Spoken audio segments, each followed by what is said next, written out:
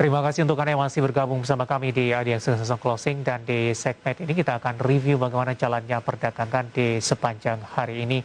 Dan kami ingatkan kembali, kami masih juga mengundang Anda untuk bisa berpartisipasi di telepon interaktif kami, pemirsa, di 021 392 di 5252, dan juga ada WhatsApp interaktif kami di 0812 di 1398 di 3749. Saat ini kami sudah terhubung dengan Bapak Hendra Martano, CEO dan founder Arah Hunter. Kita akan langsung sapa saja. Pak Hendra, apa kabar Pak?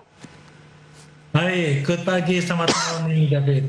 Ya, terima kasih Pak Hendra sudah meluangkan waktu di IDX Channel. Pak Hendra, tampaknya kabar baik juga. Kalau kita lihat dari penutupan indeks harga saham gabungan, penguatan masih terus berlanjut meskipun pada perdagangan kemarin sempat mengalami koreksi 6.400-an sudah ditembus oleh indeks harga saham gabungan. Dari pola pergerakannya, bagaimana Anda melihat penguatan yang terjadi cukup signifikan di sepanjang perdagangan hari ini? Ya, kalau kita lihat dari sepanjang hari ini ya, kita perhatikan. Nah, dari hari ini 2,11% dan low-nya di 6.307 dan high-nya di 6.441. Nah, kita lihat kalau misalnya sepanjang dari 2021, Anda perhatikan Januari dia minus, kemudian yang terus terang agak saya khawatirkan pada saat itu adalah bulan September, karena bulan September kita lihat di 2018, 2019, 2020 itu minus terus ya, dan kemudian banyak termasuk saya salah satunya, wah ini masih harus hati-hati nih, harus hati-hati kalau misalnya September itu tertutupnya minus lagi. Tapi ternyata September 2,22%. Dan yang lebih luar biasanya lagi, yang kita baru Oktober ini baru beberapa hari sudah plus plusnya 2,13. Ini kan keren banget itu.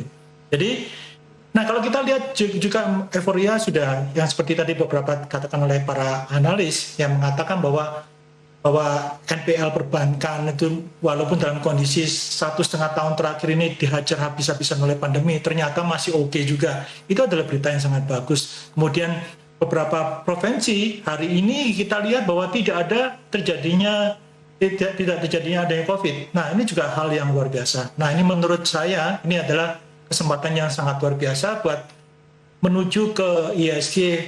Target selanjutnya adalah sekitar 6.600-an. Baik, di awal Oktober sudah menyentuh di 6.400, Pak Hendra. Apakah ini di luar perkiraan sebelumnya? Atau ini sesuai dengan target yang ditetapkan? Atau mungkin dengan percepatan yang terjadi untuk pergerakan indeks harga saham gabungan mempengaruhi juga untuk target akhir tahun? Ada revisi, maksudnya revisi ke atas dengan penguatan yang signifikan dalam beberapa hari perdagangan terakhir. Kalau kita memakai patokannya yang di tahun awal-awal tahun ya, jadi pada saat itu kalau saya yang optimisnya adalah di akhir tahun, yang middle-nya adalah sekitar 6.800 dan optimis kalau saya bilang pada saat itu adalah sekitar 7.050. Nah, kalau saya kemudian yang pesimisnya adalah 6.600. Nah, ini kalau misalnya nggak perlu diganti lagi ya, memang sudah tercapai semua, yang walaupun 6.600-nya belum tercapai ya, tapi paling nggak itu masih kita nggak perlu rubah-rubah yang terlalu signifikan. Kayak begitu, David. Baik, dua sektor penggerak bagi indeks harga saham gabungan, Pak Hendra, ada keuangan, kemudian juga energi. Energi sebelumnya tampak bergerak sendirian ketika perbankan waktu itu mengalami tekanan, namun asing tampaknya mulai gencar masuk kepada beberapa perbankan big cap ini. Apa yang bisa kita analisis, Pak, sikap dari para investor ini untuk masuk kembali ke perbankan dari sisi komoditas? Tampaknya pergerakan harga ini sangat di luar perkiraan dan sudah mengalami kenaikan yang sangat signifikan. Oke, kita balik dulu kita bicara dulu mengenai yang finance. Nah, kalau perbankan sendiri sebenarnya itu sudah naiknya sudah sangat luar biasa. Ya, kita lihat di sini yang sekitar 8 Maret, mulai dari awalnya Februari di sini, yang Anda perhatikan dari Februari terus dia naik sampai puncaknya di 25 dan sekarang dia ini sideways.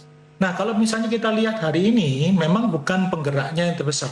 Tapi kita lihat bahwa saham-saham yang perbankan yang kecil-kecil itu sudah mulai sudah benar-benar sudah untungnya ada yang sampai 200, 300, bahkan ada yang sampai 400% lebih ini ya. Itu sudah menurut saya, walaupun dia tidak terlalu mempengaruhi, tapi kita bisa lihat bahwa perbankan ini sebenarnya, finance ini betulnya masih dalam kondisi yang saya sebut namanya masih dalam kondisi bearish. Nah, kalau kita masih bearish ini ada satu resisten yang sangat kuat. Ini bisa diperhatikan tuh, yaitu di 1405 kalau untuk finance. Ya, kalau di finance itu 1405 dia ketembus, itu bagus banget.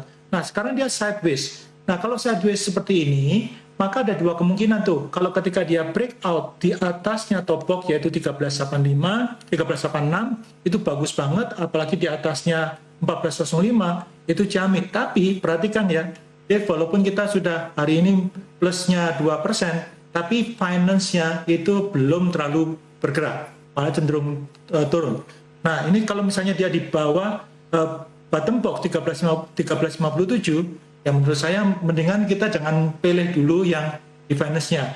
Tapi kalau kita lihat yang tadi, ya kita kalau lihat dari misalnya saham-saham yang energi, kemudian saham-saham pertambangan, kemudian yang terutama saham pertambangan batu bara, kemudian yang CPO, nah ini sangat-sangat luar biasa. Nah, kalau kita lihat dulu pertambangan,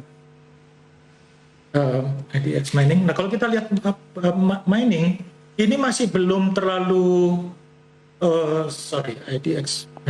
Tadi saya ini ya, IDX Finance yang kita perhatikan ternyata tadi saya ulangi ya, ternyata saya salah ketik tadi. Ya, IDX Finance hari ini juga sangat luar biasa, pendukungnya dari sekitar 14-18 jadi naik 2,6%. Nah, ini kalau kita penggeraknya finance ini benar-benar sangat luar biasa karena mempengaruhi sekitar 22% dari IHSG. Nah, jadi kalau finance-nya naiknya sekitar 2,6% ya, kalau misalnya IHSG-nya kemudian naiknya 2,4 ya, 2,1 itu sangat wajar banget. Nah, kemudian kita lihat tadi yang kalau misalnya pertambangan. Nah, pertambangan itu juga yang terutama yang bersangkutan dengan batu bara itu sangat luar biasa. Tapi kalau yang untuk energi ya yang untuk energi ini hari ini masih memang sudah waktunya, ini sudah sangat tinggi sekali ya, kita perhatikan, lihat tuh naiknya juga sangat tinggi banget. Nah, ini ya kesempatan buat Anda yang sudah punya, Anda siapkan ya namanya trading stop. Itu David. Oke. Keuangan, kemudian juga energi, pertambangan, kemudian juga saham-saham berbasis CPO. Dengan penguatan yang terjadi, Pak Hendra, kita akan coba lihat dari dua sisi, Pak. Bagi mereka yang belum ambil posisi dan bagi yang mereka sudah ambil posisi. Tadi juga sempat Anda singgung, sudah mulai pasang trailing stop begitu.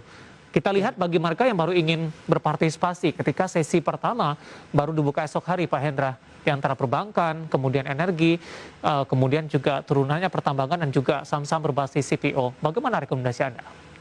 Oke, kalau kita lihat perbankan sekarang, jadi kalau misalnya dibuat besok pagi, misalnya cek IDX Finance, maka Anda bisa perhatikan di sini ada beberapa saham yang bisa Anda perhatikan ya. Jadi ada saham-saham seperti Anda perhatikan itu BBTN, terus kemudian BRIS, BBYB, BTPS, ini masih bisa diperhatikan. Jadi kenaikannya pun juga ini masih bagus. Jadi Anda masih misalnya besok pagi ternyata dia potensinya itu masih oke, ya Anda lihat masih ada naik 1-2% ketika pagi-pagi, dan kemudian sinyalnya juga masih oke, ya Anda boleh masuk. Itu untuk yang di finance ya. Kalau untuk IDX energi ini sudah hanya satu-satunya yang masuk kriteria saya di 10 miliar. Ya kalau saya turunkan sekitar 3 miliar, ada Soci, Medco, sama SS Seger. SGER. Ini saya suka. Ini saya nggak terlalu saya nggak jarang sekali trading Seger ya, tapi ini Seger ini bolak-balik ya, kalau kita lihat chartnya ya. Nah, ini bolak-balik seperti ini nih. Chartnya keren. Jadi kalau kita perhatikan ini boleh ini kalau Seger ini. Ya. Oke, Medco, kemudian tadi ada Medco, Seger, sama Soci. Soci ini juga cukup bagus. Hari ini dia breakout top box. Nah, kemudian ada 3 piksel hijau pekat itu yang Anda perhatikan di bawah, 3 piksel hijau pekat itu artinya banyak orang yang masuk, ya dana besar juga sudah masuk. Ini menurut saya sangat bagus. Itu yang bisa diperhatikan, Dev. Oke, bagi mereka yang sudah profit dalam perencanaan investasi mereka, sudah melewati malahan Pak Hendra, Ya. Anda masih rekomendasikan untuk hold, pasang trailing stop, atau lebih merekomendasikan untuk profit taking sebagian terlebih dahulu, Pak? Kalau saya dalam posisi yang ketika IHSG-nya itu masih benar-benar bagus banget, ya. Jadi kalau masih bagus banget itu saran saya mendingan Anda pasang aja trailing stop. Trailing stopnya itu bisa pakai katakanlah misalnya low yang kemarin. Iya. Nah, itu bisa dipakai. Jadi artinya, misalnya low kemarin berarti low hari ini ya, berarti ya. Jadi kalau misalnya ternyata katakanlah low hari ini adalah Rp1.000 misalnya. Nah, ketika besok dia masih di atasnya 1.100, 1.200 dan sebagainya, ya Anda tenang aja, santai aja. Tapi kalau begitu dia sudah di atasnya misalnya di bawahnya 1.000, ya udah Anda masih harus cut itu trailing stop. Trailing stop itu akan menjaga agar keuntungan kita tidak berubah menjadi kerugian. Oke. Itu yang paling penting, Dev. Baik, Pak Hendra, menarik, kita akan jeda terlebih dahulu. Pertanyaan yang masuk di WhatsApp interaktif kami dan juga di grup via Telegram IDX Channel juga sudah cukup banyak yang masuk dan kami juga masih menggunakan untuk bisa berpartisipasi di line telepon kami. Pak Hendra, nanti juga kita akan lihat saham-saham pilihan apa saja yang Anda rekomendasikan dari beberapa sektor yang menjadi penopang indeks harga saham gabungan di sepanjang perdagangan hari ini. Nanti kita akan lanjutkan dan pemirsa kami akan segera kembali usai jeda berikut ini.